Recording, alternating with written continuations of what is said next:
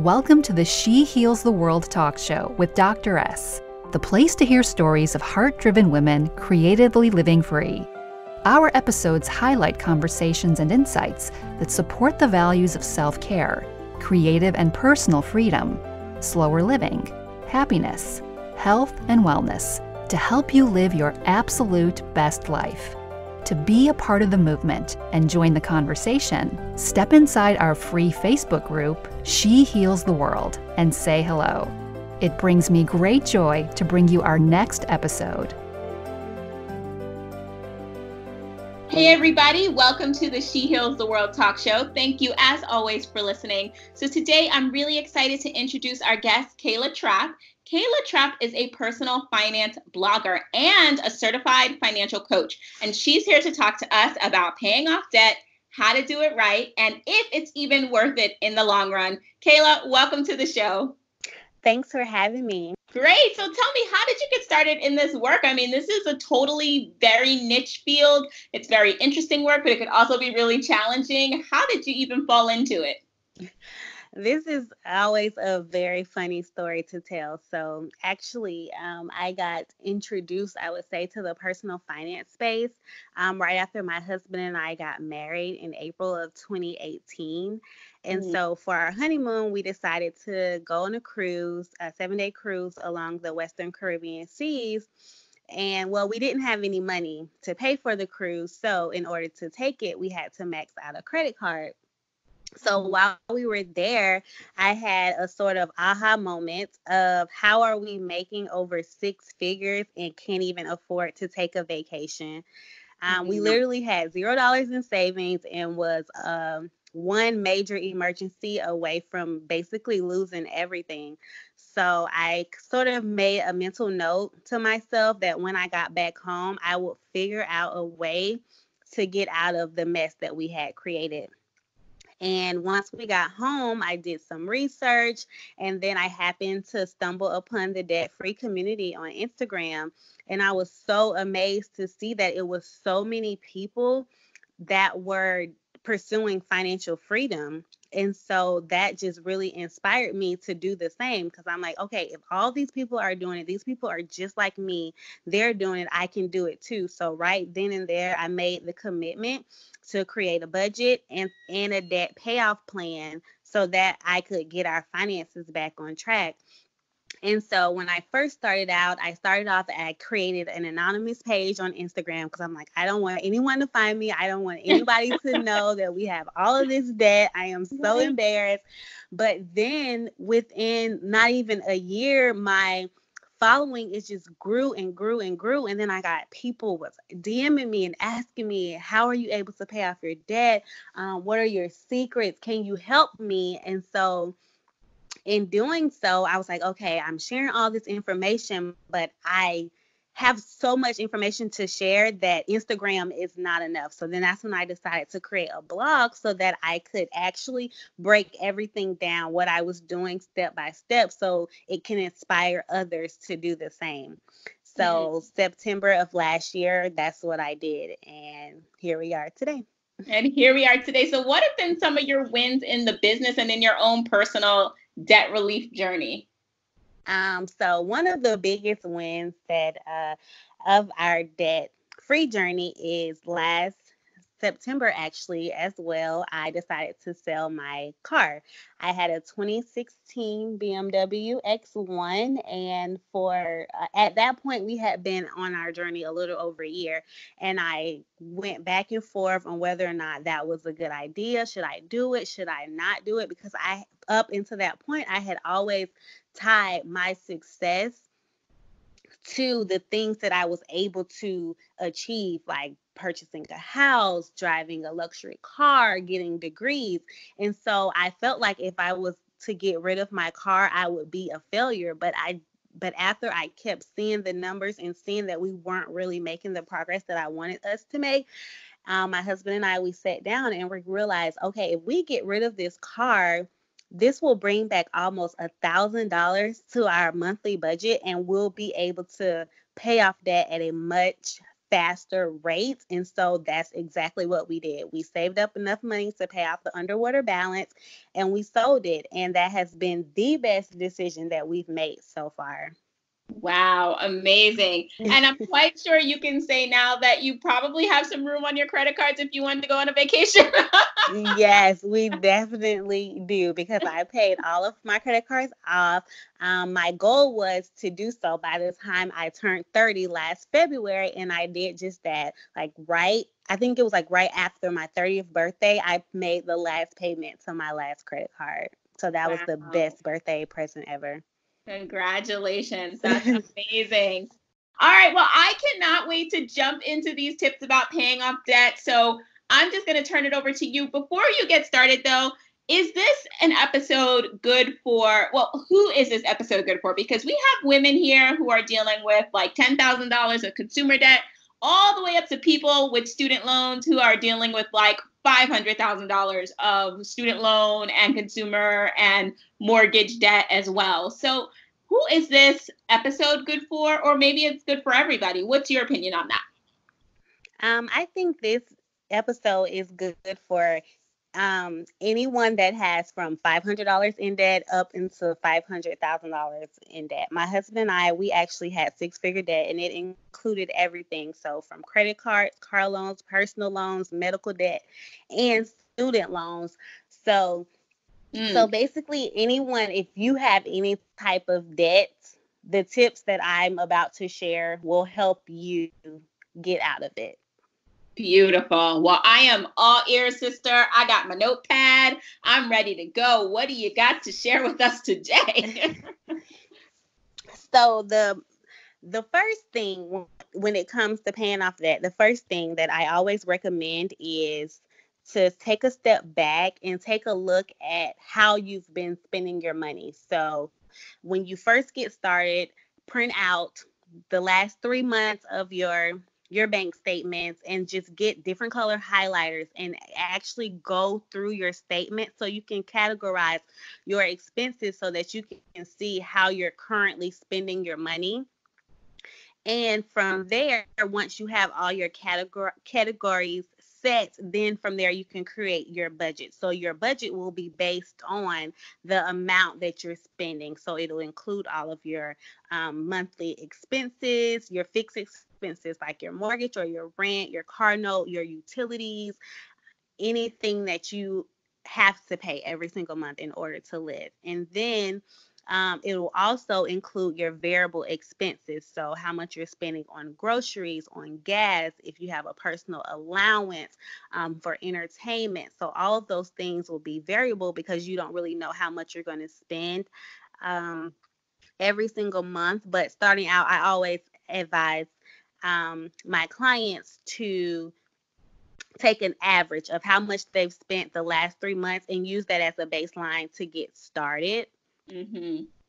And then once they've been budgeting for a few months, then they can see, okay, well, I actually spend about $200 a month on groceries, so I'm going to try and stick with that budget moving forward. So once you're doing it longer, then you'll be able to fine tune it as you go, because the budget isn't meant to be this strict plan. Is actually very flexible, and it's based on how you actually spend your money, not on how society thinks you should spend your money or how you think you should spend your money. It's actually a living document that's helping to guide you spend your money correctly.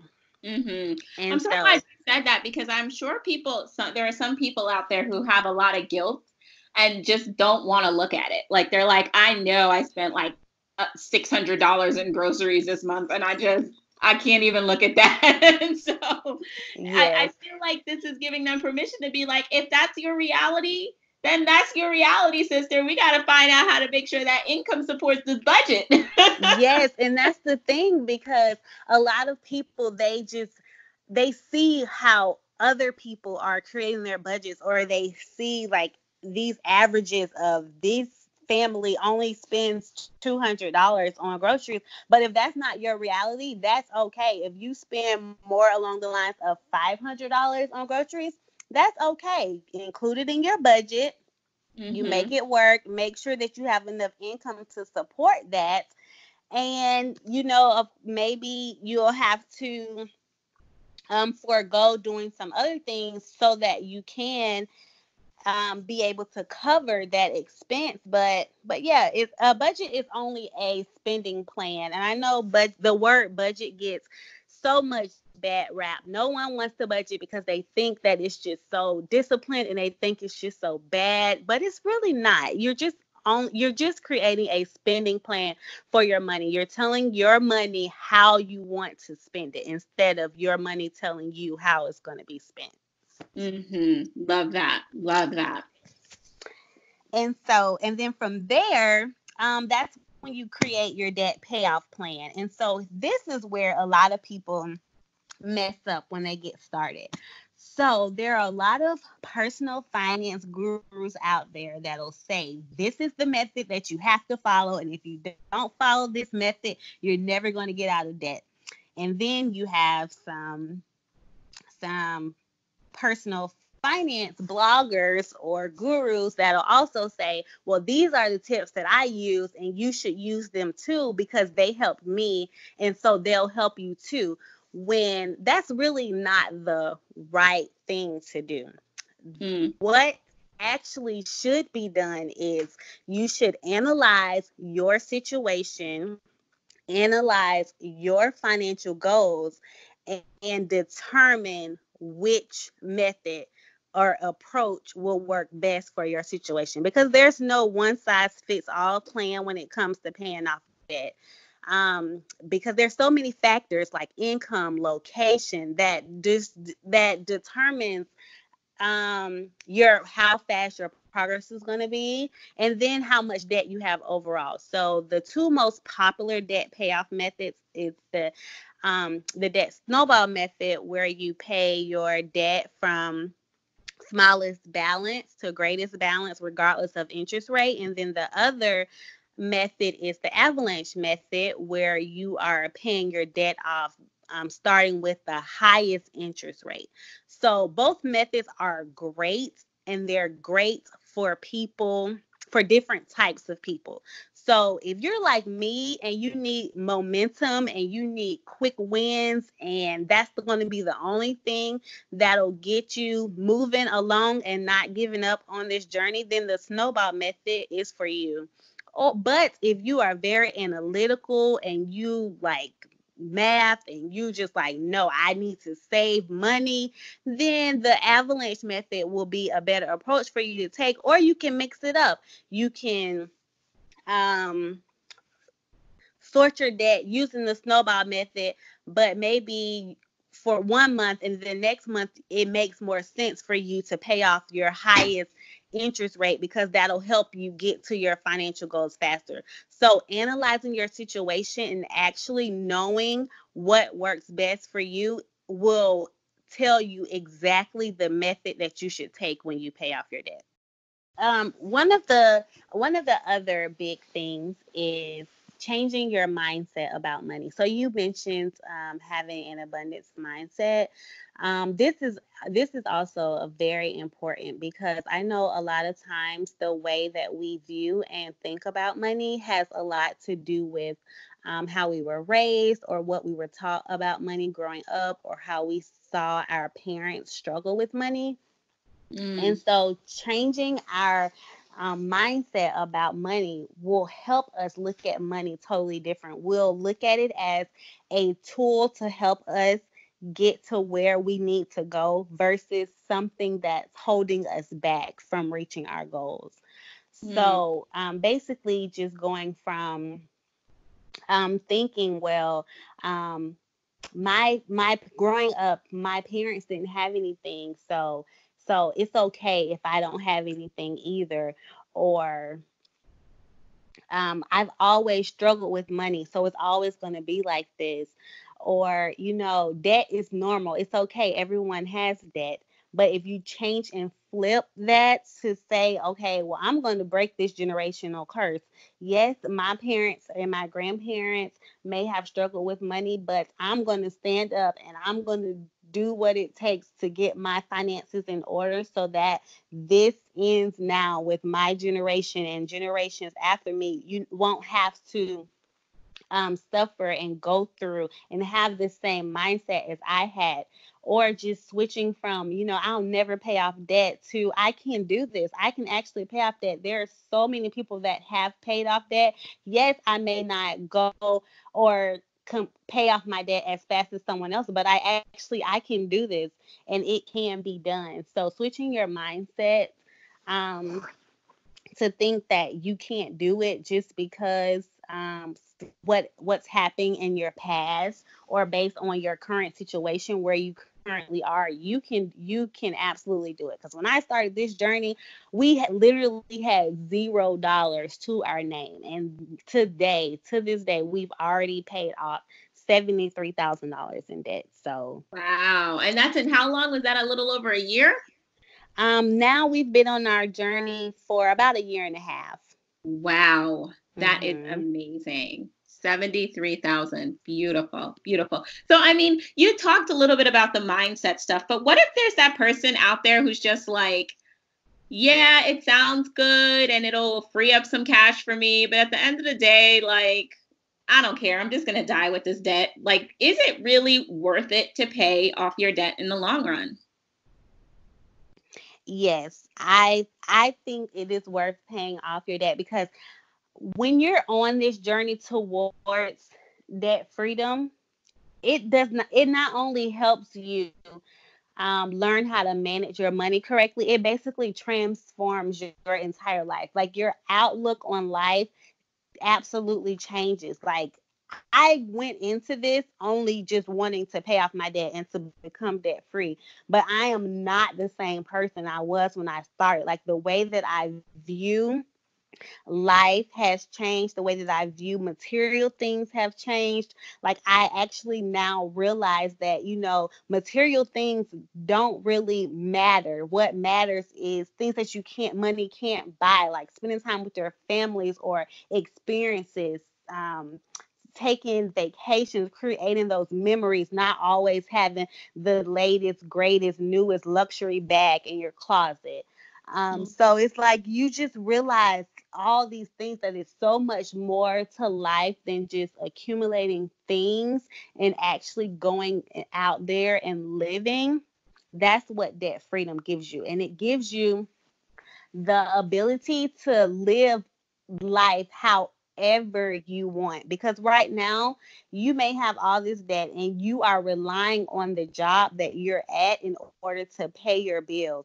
But if you don't have any of those bills, you can quit that job tomorrow, because you don't have to rely on that in order to make it from day to day. So debt freedom, it opens up so many options, and you can go out and start that business that you've always wanted to create it, or you can take a sabbatical for a year and travel the world because you don't have anything that's holding you back, or you can stay home when you have kids.